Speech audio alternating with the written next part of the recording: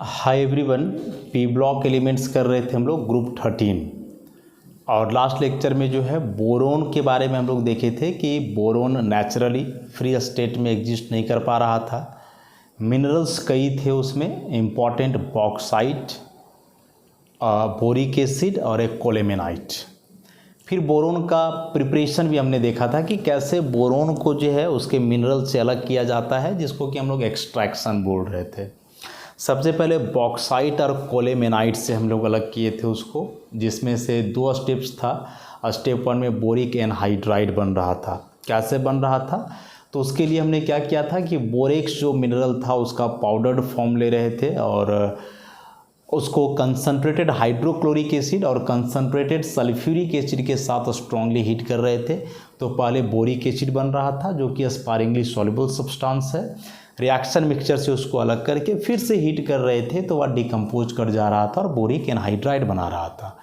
कोलेमेनाइट में थोड़ा अंतर था कि कोलेमेनाइट से जब उसको अलग कर रहे थे बोरिक एनहाइड्राइड को, तो वहाँ उसको सल्फर डाइऑक्साइड का एक्वा सॉल्यूशन से हीट करना पड़ा था, तब जाकर के बोरिक एनहाइड्राइड मिला था वाया बोरिक एसिड।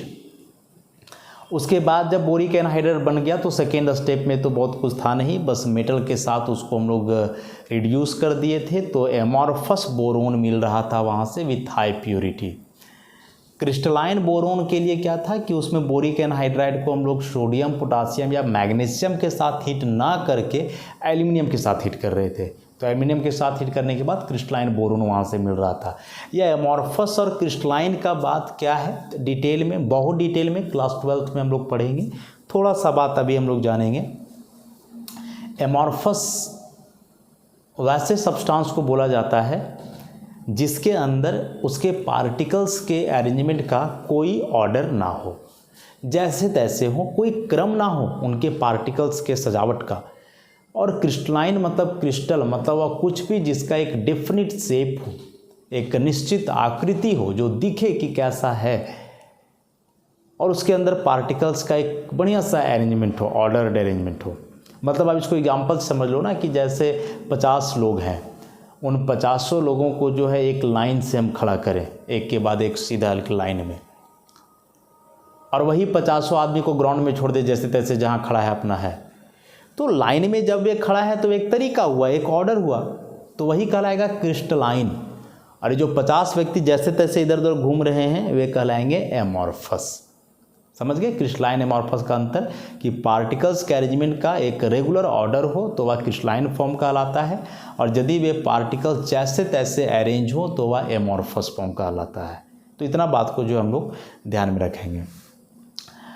दूसरा एक मेथड देखे थे बोरोन के एक्सट्रैक्शन का, इलेक्ट्रोलाइसिस से, जिसमें क्या हो रहा था कि बोरिक एनहाइड्राइड था और मैग्नीशियम ऑक्साइड था, उसके साथ एक और मैग्नीशियम का कंपाउंड को हम लोग इलेक्ट्रोलाइज कर रहे थे फ्यूज्ड मिक्सचर लेकर के हाई टेम्परेचर पे, जिसमें एनोड था कार्बन का कोई ग्रेफाइट और कैथोड था आयरन। तो वहाँ से भी पहले बोरिक एनहाइड्राइड बनता था, और वह बोरिक एनहाइड्राइड बनता क्या था, बोरिक एनहाइड्राइड पहले से था, मतलब कि जो मैग्नीशियम ऑक्साइड ले रहे थे वो मैग्नीशियम में कन्वर्ट हो रहा था इलेक्ट्रोलाइसिस के दरमियान, और वह फिर रिड्यूसिंग एजेंट का काम करते हुए बोरिक एनहाइड्राइड को बदल दे रहा था किसमें, बोरोन में। तो इतना बात हम लोग लास्ट लेक्चर में देखे थे, पढ़े होंगे, कंटिन्यू हो गए तो सारी बातें याद आ गई होंगी। अब इसके आगे बढ़ते हुए हम लोग प्रॉपर्टीज पे आ जाते हैं। प्रॉपर्टीज पे सबसे पहले physical properties, physical properties of boron. सबसे पहला बात कि एलिमेंटल बोरोन बोल रहा है दो टाइप का है, कि जो एलिमेंटल बोरोन है मतलब जो एलिमेंट के रूप में एग्जिस्ट करता है बोरोन, यह दो प्रकार का है, क्रिस्टलाइन बोरोन और एमॉर्फस बोरोन, ये दो प्रकार से है। क्रिस्टलाइन बोरोन बोल रहा है कि it is grey black solid, It is chemically inert in nature. It is chemically inert. It is very hard. Crystalline मतलब समझ गए ना, कि जैसे मान लो कि ऐसे करके हम एक बोरोन को दिखाते हैं, ठीक है, ऐसा स्फेरिकल एक बोरोन एटम को रिप्रेजेंट कर रहा है। तो यदि ऐसे ऐसे कई बोरोन एक ऑर्डर में हो, देखो ऐसे एक तरीके से सजा हुआ है, तो इसको हम लोग बोलेंगे क्रिस्टलाइन बोरोन।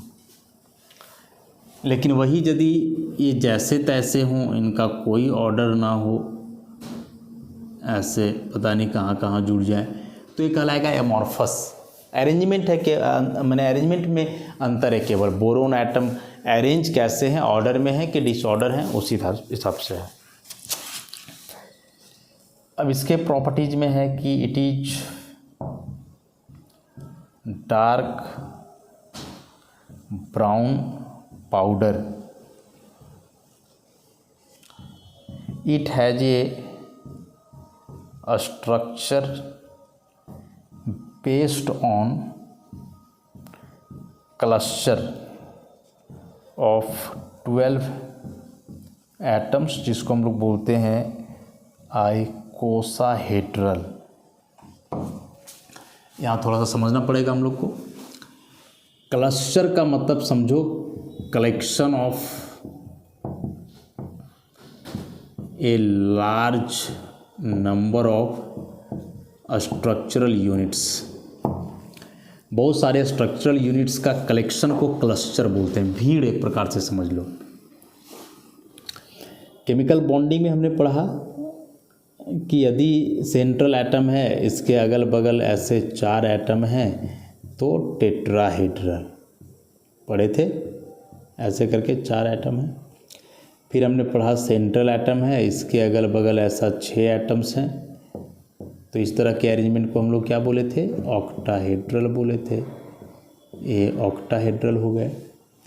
उसी प्रकार से यदि 12 एटम हो तो वह कहलाता है आइकोसाहेड्रल।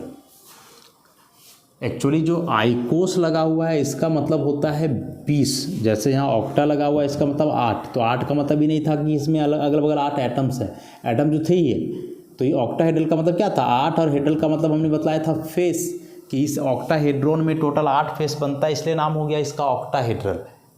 उसी प्रकार से यहाँ आइकोस है, इसका मतलब 20 होता है, 12 नहीं होता है। एटम्स 12 हैं लेकिन 20 फेस बनेंगे। आइकोसाहेड्रल मतलब 20 फेस बनेंगे, 20 फेसेस, इसलिए आइकोसाहेड्रल इसको हम लोग बोलेंगे। समझ गए बात को। तो 12 बोरोन के एटम्स जो कि आइकोसाहेड्रल अरेंजमेंट बनाते हैं, उनका एक कलेक्शन होता है, क्लस्टर होता है, और वह कलेक्शन एक ऑर्डर में नहीं होता है, इसलिए बोल रहा है कि वह एमॉर्फस कैटेगरी में जाएगा। नेक्स्ट प्रॉपर्टी पे आते हैं।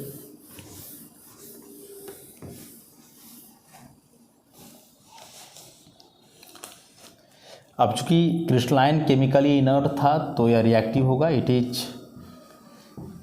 केमिकली रिएक्टिव, यह रिएक्टिव है। बहुत ज़्यादा मेल्टिंग पॉइंट है, मेल्टिंग पॉइंट 23 डिग्री सेल्सियस बोल रहा है, 2300 डिग्री सेल्सियस, जो कि बहुत ज़्यादा है। Boiling point 2550 degree Celsius. Obviously melting point उतना ज़्यादा है तो बॉइलिंग पॉइंट तो ज़्यादा होगा ही, क्योंकि कोई भी चीज़ जब तक मेल्ट नहीं करेगा तो बॉयल कैसे करेगा। डेंसिटी भी बहुत ज़्यादा है, डेंसिटी बता रहा है 2.4 ग्राम पर ml, मैंने वाटर से 2.5 गुना ज़्यादा भारी। डेंसिटी मतलब कितना वजन, कितना भारी हुआ उसका वजन, नहीं मतलब उसके कंपैरिजन में घनत्व, जिसको हम लोग बोलते हैं भारी कितना है, मास पर यूनिट वॉल्यूम।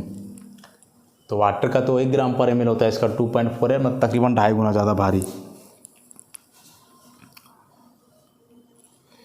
हीट और इलेक्ट्रिसिटी का बैड कंडक्टर है, हीट एंड इलेक्ट्रिसिटी का बैड कंडक्टर है, बहुत ज़्यादा करेंट वगैरह इससे पास करता नहीं है, ऑलमोस्ट नहीं करता है।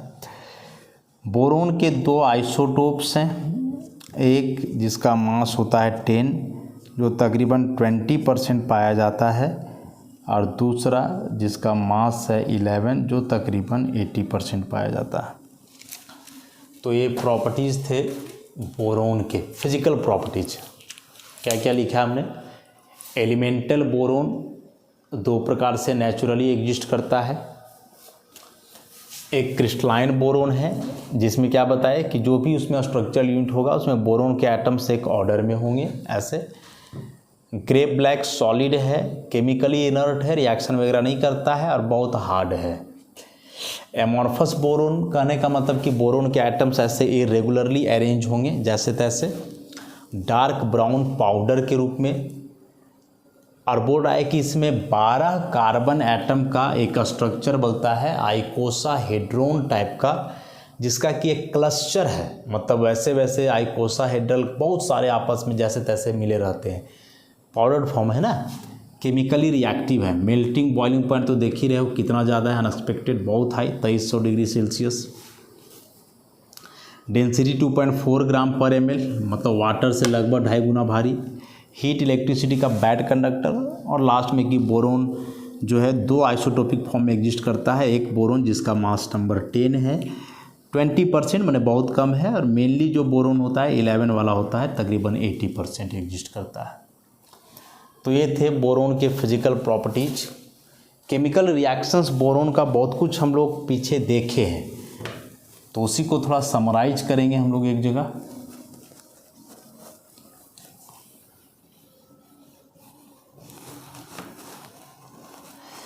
अब चूंकि हम लोग यहाँ देखें कि बोरोन जो है उसमें से क्रिस्टलाइन फॉर्म उसका रिएक्टिव है नहीं, तो जो भी रिएक्शन होना है ऑब्वियसली एमॉर्फस बोरोन के चलते ही होना है। अब एमॉर्फस बोरोन भी है तो बोरोन डायरेक्ट पाउडर फॉर्म में या सॉलिड फॉर्म में रिएक्शन तो करेगा नहीं। जनरली रिएक्शन सॉल्यूशन फेज में होता है, उसके लिए उसको मेल्ट करवाना होगा, और मेल्टिंग पॉइंट तो देखे ही कितना हाई है, 2300 डिग्री सेल्सियस। तो ये सारी बातें इंडिकेट कर रही हैं कि बोरोन के बहुत ज़्यादा केमिकल रिएक्शंस तो नहीं होंगे, कुछ सेलेक्टेड केमिकल रिएक्शंस ही होंगे। बहुत ज़्यादा केमिकल रिएक्शन की उम्मीद हम लोग नहीं कर सकते हैं। बोरोन का रीजन बता दिए कि एक फॉर्म तो केमिकली इनर्ट है और दूसरा रिएक्शन कर भी रहा है, तो उसका बॉइलिंग मेल्टिंग पॉइंट इतना हाई है कि क्या कहना। चलो अब आगे हम लोग देखते हैं कुछ रिएक्शंस। तो केमिकल प्रॉपर्टीज में सबसे पहला रिएक्शन ऑक्सीजन के साथ ऑक्साइड बनाएगा। तो बोरोन को यदि एटमॉस्फेरिक ऑक्सीजन के साथ हीट किया जाता है 700 डिग्री सेल्सियस पे, तो अपना ऑक्साइड मतलब बोरिक एनहाइड्राइड का फॉर्मेशन करेगा। पीछे देखे हैं जब हम लोग एक एक करके पढ़ रहे थे ना, reactivity of group 13 elements with oxygen, hydrogen, metals, non metals, उस केस में हम लोग देखे थे। तो बोरोन ऑक्सीजन से कंबाइन किया, बोरिक एनहाइड्राइड बनाया इस टेम्परेचर पे। उसी प्रकार से नाइट्रोजन से नाइट्राइड बनाएगा, N2 700 डिग्री सेल्सियस, तो बोरोन नाइट्राइड बन जाएगा। ये हैं तो कोवेलेंट कंपाउंड, ये हैं कैसे कंपाउंड? कोवेलेंट कंपाउंड्स हैं, लेकिन ऐसा जो अंतर आ रहा है फार्मूला में वह वैलेंसी के चलते आ रहा है। वह अंतर किसके वजह से आ रहा है? वैलेंसी की वजह से। बोरोन का वैलेंसी 3, ऑक्सीजन का 2, क्रॉस मल्टीप्लाई करोगे तो E2 और E3 हो जाएगा। अब यहाँ बोरोन का वैलेंसी 3 और नाइट्रोजन का भी 3, तो दोनों का वैलेंसी 3 सेम है, तो हट जाएगा, सिंपलेस्ट रेशियो में रहेगा एक एक करके। Bn बोरोन नाइट्राइड बहुत ही हार्ड कंपाउंड है, कोवेलेंट क्रिस्टल के रूप में पाया जाता है। हेलोजन्स के साथ रिएक्शन हेलाइड बनता है, 2 बोरोन प्लस 3 मोल हेलोजन जो कि डायटोमिक मॉलिक्यूल के रूप में एग्जिस्ट करते हैं, तो 2BH3 बोरोन ट्राइहेलाइड। इसमें से भी हम लोग देखे थे क्या क्या बनता है, BF3 हो सकता है, BCl3 हो सकता है, BBr3 हो सकता है, BI3। डिटेल में सबका स्ट्रक्चर, एक कैसा बिहेव करते हैं एसिड बेस के जैसा, ये सब हम लोग देख चुके हैं पहले। नेक्स्ट एसिड के साथ रिएक्शन, तो उसमें से हम लोग देखे थे कि जो बोरोन होता है वह केवल रिएक्शन करता है कंसंट्रेटेड एसिड के साथ। बोरोन ही नहीं, कोई भी नॉन मेटल जो है ना कंसनट्रेटेड एसिड से ही प्रभावित होते हैं, डाइल्यूट एसिड का उन पर कोई फ़र्क नहीं पड़ता है। तो उसके लिए हम लोग देखे थे रिएक्शन को बड़ा ही ये करके कि जैसे कंसनट्रेटेड HNO3 है तो ये टूट रहा था किस में टूट रहा था, तो यह बना रहा था NO2, ये बना रहा था H2O और साथ ही साथ निकल रहा था ऑक्सीजन। बैलेंस करने के लिए यहाँ यदि 2 लगाया जाए तो 2NO2 जाएगा, 3 दूना 6 ऑक्सीजन, 4 1 5 और 1 6, ठीक है, ऐसा ही था। अब बोरोन क्या कर रहा था कि कंबाइन कर रहा था H2O से, कंबाइन कर रहा था ऑक्सीजन से और बदल रहा था बोरिक एसिड में, ऐसा। और इसको बैलेंस करने के लिए जो है हम लोग अपने हिसाब से लिए थे, यहाँ 3 ऑक्सीजन, यहाँ 3, यहाँ भी 3, या 3 तो नहीं होगा, यहाँ हो जाएगा 2, ऐसे 2H3BO3, सब कुछ बैलेंस है ना। 3 ऑक्सीजन, 3 यहाँ 6, तो यहाँ भी 3 दूना 6, सब कुछ ठीक ठाक है। फिर इसको जोड़ रहे थे कि यहाँ 1 है, यहाँ 3 है, तो इसको पूरे 3 को मल्टीप्लाई करेंगे, जोड़ेंगे। तो अब यहाँ से डायरेक्ट 2 बोरोन प्लस 3 या 3 दूना 6 HNO3,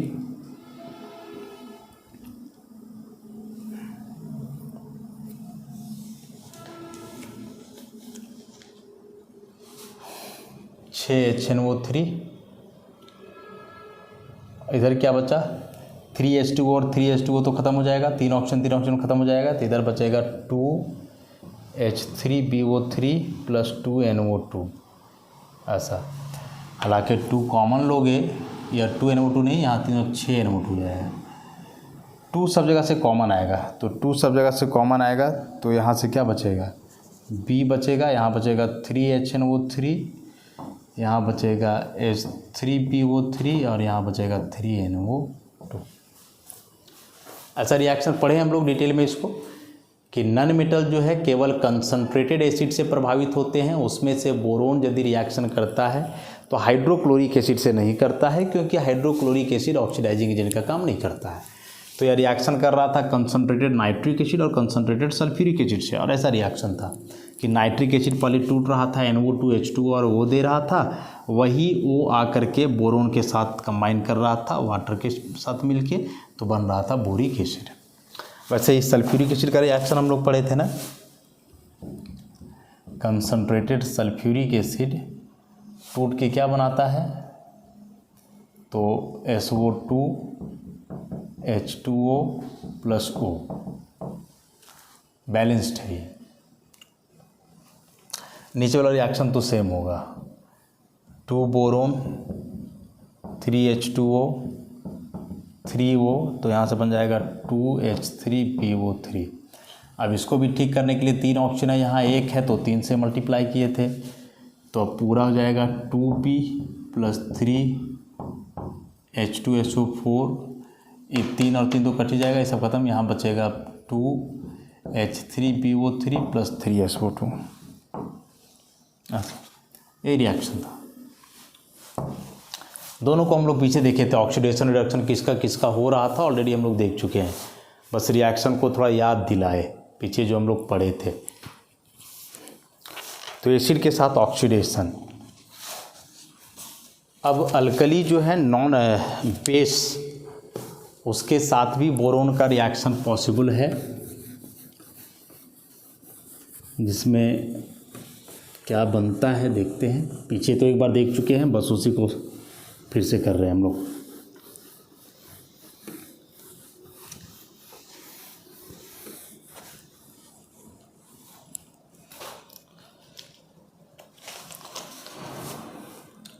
अल्कली के साथ क्या बिहेवियर होगा, तो उसमें बोल रहा है बोरोन जो है वह कंबाइन करता है NaOH से और कंबाइन करके Na3BO3 plus 3H2, this is sodium borate. ऐसा हाइड्रोजन गैस यहाँ से एलिमिनेट होगा। उसके बाद मेटल के साथ कंबाइन करके बोराइड का फॉर्मेशन हो रहा था कि बोरोन यदि क्रोमियम से कंबाइन करे डायरेक्ट तो CrB this is chromium boride. अब मेटल है ना, लेस इलेक्ट्रोनेगेटिव है, मतलब ज़्यादा इलेक्ट्रो पॉजिटिव है बोरोन के तुलना में, तो वे प्लस बनाएंगे, इधर वाला माइनस बनेगा, मतलब यहाँ +3 यहाँ -3। अब इतना हाई चार्ज है तो यह आयनिक नेचर का प्योर तो होगा नहीं, ऑब्वियसली कोवलेंट नेचर आएगा इसमें। कैटायन एनायन पे यदि हाई चार्ज हो तो हमेशा याद रखोगे कि कंपाउंड में कभी आयनिक कैरेक्टर डोमिनेट नहीं करेगा, उसमें हमेशा जो है कोवलेंट कैरेक्टर डोमिनेट करेगा उस केस में। कब? जब कैटायन और एनायन पे ज़्यादा चार्ज हो, 3+ हो 4+ हो, ऐसे करके चार्ज हो तब। तो क्रोमियम बोराइड कैटायन एनायन के फॉर्म में है, लेकिन नॉट या purely ionic compound, covalent character इसमें होगा। फाजा रूल जो पढ़े थे केमिकल बॉन्डिंग में, उसी प्रकार से यह बोरोन कंबाइन करता है मैग्नीशियम के साथ, तो क्या बनेगा? Magnesium boride, Mg3b2 magnesium boride का फॉर्मेशन हो जाएगा। स्टीम के साथ यदि कंबाइन करें 2b + 3H2O not water, this is steam, मतलब कि समझ रहे हो ना, वाटर हीट किया हुआ हाई टेम्परेचर पे 70-80 डिग्री सेल्सियस, या बॉइलिंग पॉइंट के बाद वाला है तो फिर 100 डिग्री सेल्सियस। तो बोरिक एनहाइड्राइड B2O3 + 3H2। और लास्ट में reducing nature, boron reducing agent का भी काम करता है। उसके लिए कुछ रिएक्शंस हैं कि बोरोन को कार्बन डाइऑक्साइड से ट्रीट करवाया जाए तो खुद बदल जाता है बोरिक एनहाइड्राइड में, कार्बन को अलग कर देता है। तो बोरोन यहाँ क्या चीज़ का काम कर रहा है? रिड्यूसिंग एजेंट का। क्योंकि कार्बन डाइऑक्साइड का यहाँ हो गया है रिडक्शन, हुआ है ना, +4 ऑक्सीडेशन स्टेट से 0 में गया है, जबकि 0 से यहाँ चला गया है +3 में, तो इसका ऑक्सीडेशन। अब जो खुद ऑक्सीडाइज हो दूसरे को रिड्यूस करे तो रिड्यूसिंग एजेंट कहलाता है। तो एक नया चीज़ तो यहाँ से हम लोग सीख ही गए कि बोरोन एक रिड्यूसिंग एजेंट का भी काम करता है या काम कर सकता है, रिएक्शन उसके लिए नोन है। उसी प्रकार से बोरोन रिड्यूस कर सकता है सिलिकॉन डाइऑक्साइड को, सिलिका को, यहाँ भी वही चीज़ बनेगा 2B2O3 + 3Si, silica, silica silicon में बदल गया, तो यहाँ भी क्या हो गया? रिड्यूसिंग एजेंट हो गया। तो ऐसे करके पहले ये बताए थे कि बोरोन बहुत ज़्यादा रिएक्टिव एलिमेंट नहीं है। और बहुत ज़्यादा रिएक्टिव एलिमेंट क्यों नहीं है? तो उसका वजह है कि एक तो क्रिस्टलाइन फॉर्म इसका रिएक्टिव है नहीं, केमिकली इनर्ट ही है। एमॉर्फस फॉर्म रिएक्टिव है, लेकिन उसके लिए फिर उसका मेल्टिंग बॉइलिंग पॉइंट इतना ज़्यादा है कि उस टेम्परेचर को अचीव कर पाना हमेशा पॉसिबल नहीं हो पाएगा। तो उसमें से जो नॉर्मल से रिएक्शंस हैं, एयर के साथ रिएक्शन, तो एयर मतलब कि एयर में जो ऑक्सीजन नाइट्रोजन है उसके साथ के ऑक्सीजन से ऑक्साइड बनाया, नाइट्रोजन से नाइट्राइड बनाया, मेटल से रिएक्शन किया तो बोराइड बना। एसिड और बेस का तो प्रभाव पड़ा ही, उसमें से भी कंसंट्रेटेड एसिड रहा तो ऑक्सीडाइज कर गया, या बोरोन बोरिक एसिड में बहुत इंपॉर्टेंट रिएक्शन है HNO3 और H2SO4 वाला, याद रखोगे। बेस का भी प्रभाव पड़ा जिसमें बोरेट बना, स्टीम से रिएक्शन किया, बोरिक एनहाइड्राइड में कन्वर्ट हो गया। और बोरोन अब खुद जो है एक रिड्यूसिंग एजेंट के जैसा काम करते हुए कुछ इंपॉर्टेंट कंपाउंड्स या स्पेशल कंपाउंड्स को भी रिड्यूस कर सकता है, और रिडक्शन के दरमियान वह खुद बदल जाएगा बोरिक एनहाइड्राइड में, मतलब इसका ऑक्सीजन को अपने में ले रहा है, तो इससे ऑक्सीजन हट गया मतलब इसका रिडक्शन, और इसमें जुड़ गया मतलब इसका ऑक्सीडेशन। देखो ये जो ऑक्सीडेशन रिडक्शन पढ़े हो ना, रेडॉक्स रिएक्शन, भाई यूनिवर्सल कॉन्सेप्ट है। आप फिजिकल पढ़ो, ऑर्गेनिक पढ़ो, इनऑर्गेनिक पढ़ो, सब जगह ये चीज़ें आने वाली हैं, इसलिए रेडॉक्स रिएक्शन को आप छोड़ नहीं सकते हो, very very important.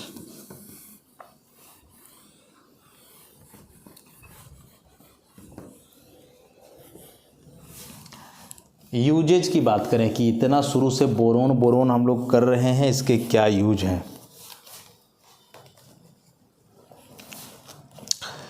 Usage of boron, पहला बता रहा है, कई यूज है जो मुख्य वे लिखे गए हैं। It is used as a डीऑक्सीडाइजर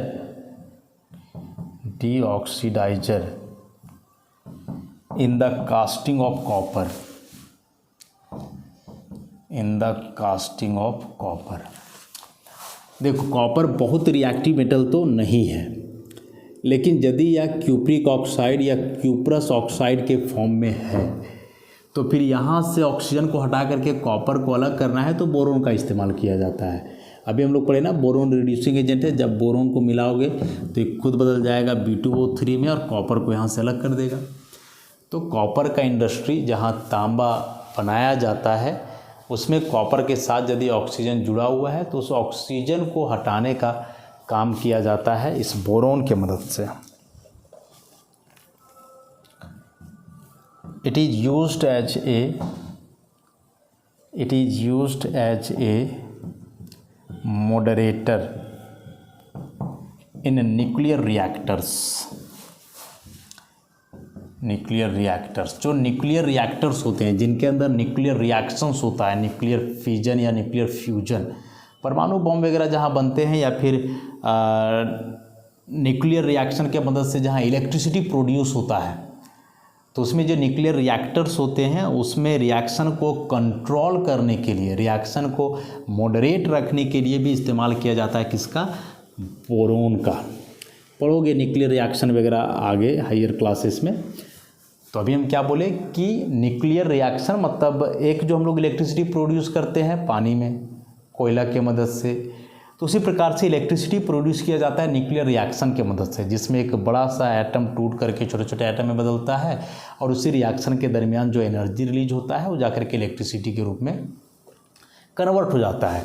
तो ये सारा जिसमें होता है वह न्यूक्लियर रिएक्टर कहलाता है। और चूंकि ये रिएक्शंस जो होते हैं ना, न्यूक्लियर रिएक्शंस बहुत एक्सप्लोसिव होते हैं, वायलेंट रिएक्शन होते हैं। यदि अनकंट्रोल्ड हो गया तो फिर इतना बड़ा हादसा हो जाएगा कि आप इमेजिन नहीं कर सकते हो। परमाणु बम जो गिरा था उससे जो हादसा हुआ था उससे भी कई गुना बड़ा हादसा हो सकता है। तो उसके रिएक्शन को कंट्रोल करने के लिए मॉडरेटर के रूप में इस्तेमाल किया जाता है बोरोन को। कैटलिस्ट के रूप में, कैटालाइटिंग एजेंट, जैसे हम लोग पढ़े NaBH4 एक रिड्यूसिंग एजेंट है, पढ़े थे पीछे, एक इम्पॉर्टेंट रिड्यूसिंग एजेंट है। तो देखो यह बोरोन का कंपाउंड है। आप ऑर्गेनिक केमिस्ट्री पढ़ोगे उसमें देखोगे NaBH4 का इंपॉर्टेंस तो समझ में आ जाएगा। तो NaBH4 एक इम्पॉर्टेंट रिड्यूसिंग एजेंट है, ऑर्गेनिक कंपाउंड्स को रिड्यूस करने के लिए एक wide variety of organic compounds को यह रिड्यूस करता है। और इसमें देखो बोरोन है, तो बोरोन से ही यह बना है। इसके अलावे कुछ ग्रीन प्लांट्स हैं, उसके लिए माइक्रो न्यूट्रिएंट का काम करता है। जैसे हम लोगों के लिए न्यूट्रिएंट है कार्बोहाइड्रेट, प्रोटीन, विटामिन वगैरह, उसी प्रकार से कुछ स्पेशल ग्रीन प्लांट्स होते हैं जिसके लिए माइक्रो न्यूट्रिएंट्स का काम करता है। जैसे पोटास वगैरह जो होता है प्लांट के लिए भोजन का काम करता है, उसी प्रकार से बोरोन भी कुछ हद तक उसके लिए न्यूट्रिएंट्स के जैसा बिहेव करता है। तो इस तरह से बोरोन के बारे में हम लोग तो एकदम पूरी तरह से देख लिए आज। बोरोन को कैसे अलग किया जाता है, इसके फिजिकल केमिकल प्रॉपर्टीज क्या हैं, इन सारी बातों को नेक्स्ट लेक्चर से हम लोग बोरोन के कुछ इंपॉर्टेंट कंपाउंड्स देखेंगे, जैसे बोरिक एसिड, डाइबोरेन, बोराजाइन उसमें आ जाएगा। उसके अलावा बोरोन के हेलाइड्स वगैरह पढ़ेंगे। तो धीरे धीरे करके एक एक लेक्चर में उसको हम लोग देखते हैं। आज के लिए इतना ही, धन्यवाद।